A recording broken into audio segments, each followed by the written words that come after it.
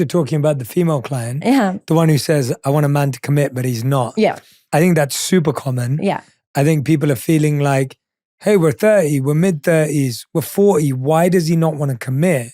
Well, firstly, unfortunately, there's a lot of men that are raised in homes with divorce nowadays. Yeah. So what happens is they see a divorce in their family. And whenever you're raised with a divorce, you either really, really cherish commitment and just never want to get a divorce and want to stay with one person forever. But the more common response, particularly for men, is to avoid intimacy and emotional intimacy as much as possible. They just don't want to get too vulnerable. So we're dealing with a market of men that have witnessed divorce and are a little bit anxious of committing. If you are a man that has commitment issues, if you're trying to work out, because a lot of men think that, oh, it's not commitment issues, I don't have commitment issues, it's just that she's like this, or she's too needy, or they try and blame the woman. If it was truly something wrong with the woman, then why are you with her? Yeah, I always ask them, why are you with her? Why don't you just leave her and let her find somebody who's going to commit? So then they realize, actually, there's nothing wrong with her. There must be something in them. If you suffer from commitment issues, the best thing to do is as a man, try and be a bit logical, make a risk assessment. What are the worst things that can happen if I commit to this woman? How bad can it be? If it's like, oh, she's really toxic, she's really abusive, she's going to cheat on me, fine, no problem. Then maybe just exit. But if you find that the risks are quite low and the behaviors are quite good, then you don't lose anything from committing. Nothing is going to actually happen. Whatever your fear is, it's irrational. So try and work out the risks of that relationship. If there's not too many risks, try and just commit, because only through commitment you'll realize if you're compatible. Without commitment, you can't actually get to compatibility. And the reason being is because when we're not committed, we dilute the attachment. We're kind of talking to this person here, we're going there, we're not truly committed. The moment you commit, you realize if you're right or wrong for each other, and then it speeds up your own time. You're not wasting your own time with the wrong person. So commitment is actually very useful for both parties to realize where it's going. And what about for the woman who's waiting for him to commit? She's tried to have the conversation with him. He's not opening up. Mm-hmm. He can't really reflect on this idea that he wants to commit. What does she do? On Saturday will be my workshop where you will learn exactly how to create lust and loyalty in your relationships, how to also spot and avoid infidelity in your relationships, and finally, how to master the art of relationships that will lead to long-lasting, successful outcomes. I would say, look, in my experience of women who have had to push their partner into ultimatums, into getting commitment, the man you end up being married to is not a man you'll actually be happy with.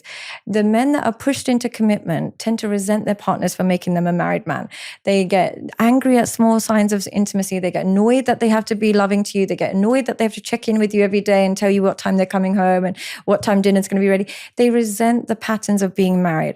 So the more you're pushing this man that doesn't want commitment into commitment, you're only going to access a relationship that won't really make you happy anyway. So when you're forcing them and putting that ultimatums, it's better to ask yourself, is this man who he truly is right now somebody I can actually be married to?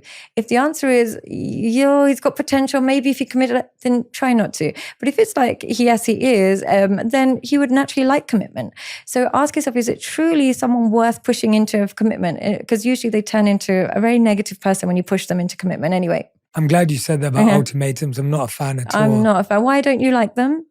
Same reason. Mm-hmm. I think if anyone has to be forced, for example, if a guy doesn't want to have a wedding and you force him to have a wedding, he'll resent it forever. Yeah, and he'll make you miserable. And that's just one day. That's one day. So let alone like having a marriage and being in a marriage and all the rest of it. I just think that you can't force, if you have to force people into love and commitment, then it's not love and commitment. Yeah. And are you sure you love them? Because if you have to force them to become a person they're not in order to please you, are you sure you love the real them? Because every time I meet a woman who's suffering in a marriage, I ask them, did he want to get married? Because because usually a lot of these women are not asking for a lot. They'll say, I just asked him to spend some time with me after work, or I just asked that maybe we can get a kiss when he walks in. And he makes it out like it's such a big deal. He's like, leave me alone. He gets so aggressive about it. And then I ask him, did you push him to get married? And she's like, yeah, I told him I'm turning 34 this year. If you don't marry me, I'm gone. And, he got nervous and did it. But unfortunately, those ultimatums just bring out the resentment in the man or the woman or the other way around. It brings out their resentment and they're mean to you. And are you sure you want to marry somebody who's going to be mean? Yeah, because the opposite of commitment is actually comfort. The point is they're comfortable. Yeah. And that's what they want. That's what they want. And so when you're forcing commitment, you're basically saying, I want you to be uncomfortable. And they don't want it. And they don't want it. And they do it and then they're uncomfortable. And they blame. And then you get the blame. And they're truly uncomfortable. Just simple things. I'll have clients say, it's just a simple thing of just going to bed at the same time. He doesn't want to do it. He'll want to be like, I want to go at the time I want to go. So the acts of marriage, do the behaviors of marriage feel uncomfortable to that man? If they do, then you're going to create a husband that you actually aren't happy with. and you're going to suffer. Can you save a bad relationship? Yes, you can save a bad relationship, but it's difficult if both people don't want to. The only way you can save a bad relationship is if both people truly want to, and they're just misunderstanding each other. The relationships that are difficult to save is when one of the person is far more attached than the other.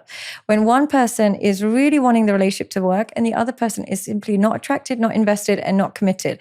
Then what ends up happening is the only way it can be saved is the beggar in the relationship demands less and less and less. And that's usually the dynamic. When one person wants it more than the other, you get a beggar in the relationship. And just like beggars on the street, when they ask for a bit, you'll give them a bit. But when they ask for a lot, you're like, go away, you're a beggar. Like, I'll give you bare minimum.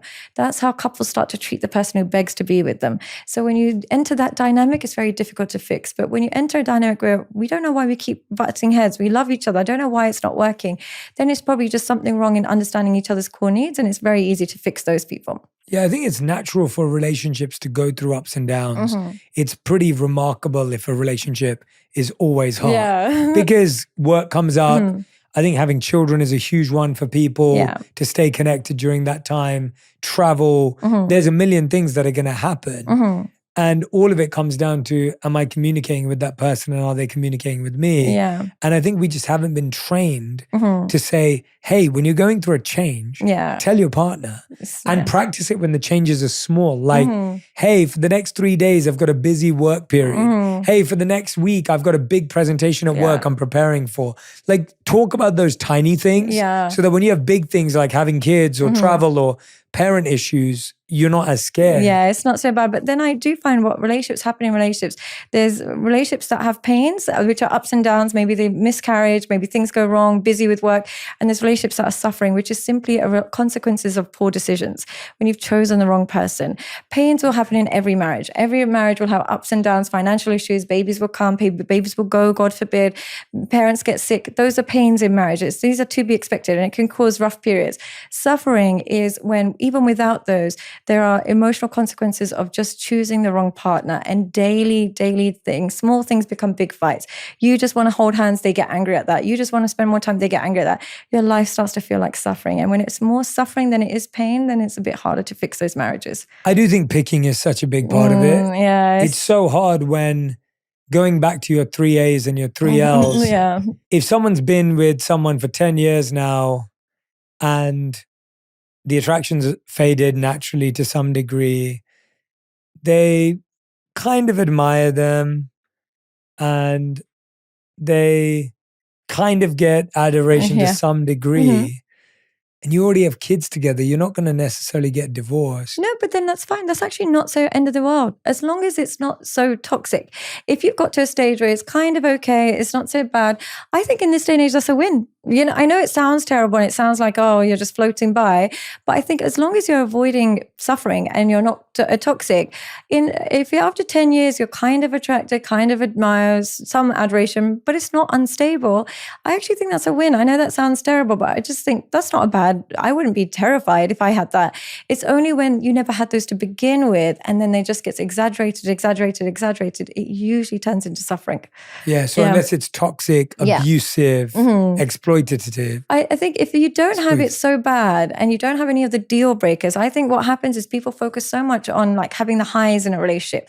I just think as long as you don't have deep lows, even if it's not like poems and you don't have these holidays and you don't have these great, experiences, but you don't have any of those toxic lows, having that sense of peace is actually okay. I actually think that's a win. I think it's toxic to assume that you should always be having those highs. I think actually just seek that peace, and as long as they don't have deal breakers, the relationship will be, maybe it won't be the most exciting, but as long as it's not got those deal breakers, you'll actually have relatively peaceful marriage. Yeah, it's interesting. You just said both are toxic.